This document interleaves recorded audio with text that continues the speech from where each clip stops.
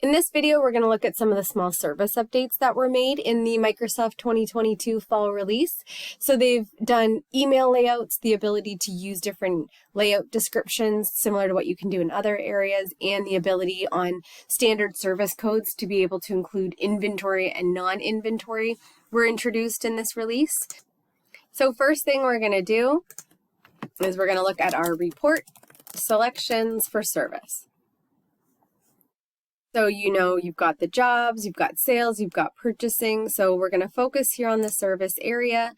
And they've just extended really your abilities here. So again, as you see in other areas, you've got your usage section. So you can drop down and indicate whether you're dealing with a service quote, a service order, a contract, a shipment.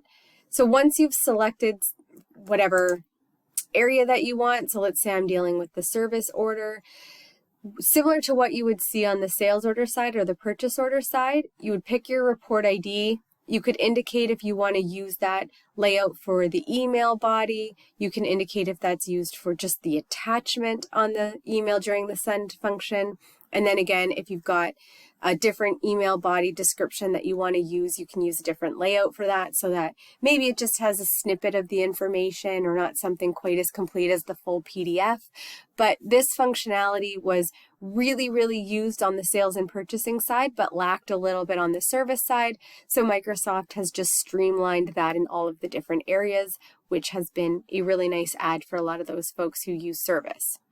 So the other thing that they've done on the service side is they've allowed you guys using standard service codes to be able to include the typical GLs, resource items, the stuff that you know and love, but they also extended the capability to be able to add non-inventory items to standard sales codes. So if we look at our service orders,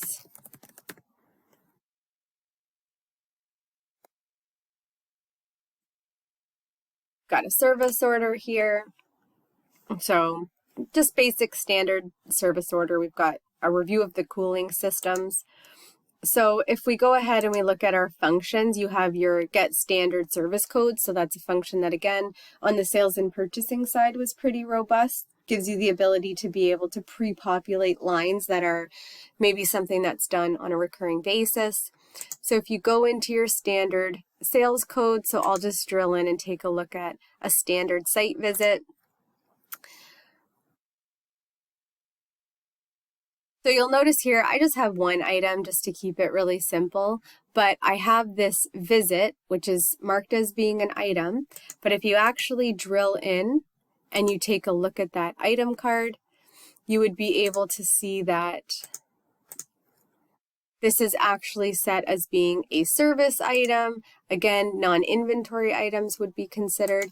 So one of the enhancements that they actually made in a release last year was the ability on planning and requisition worksheets to be able to add non-inventory items.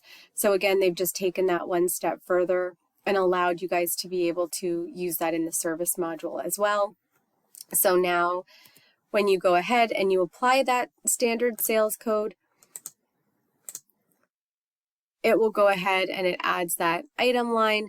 And as I mentioned, you have the ability to also add GL lines, resource lines, comment lines, all the stuff that you were able to in the past.